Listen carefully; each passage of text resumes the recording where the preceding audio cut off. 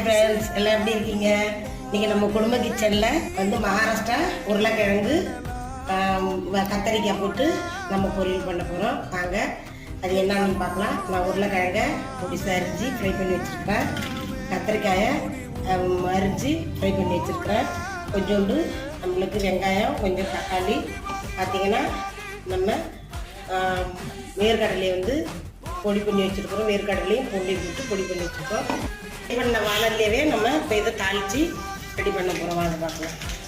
பார்த்தீங்கன்னா அதுக்கு கடுகு சீரகம்லாம் போட்டாச்சு. சீரகம், உளுத்தம்பருப்பு,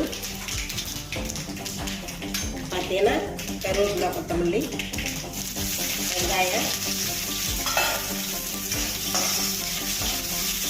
பார்த்தீங்கன்னா தக்காளி நிறைய போடுறாங்க.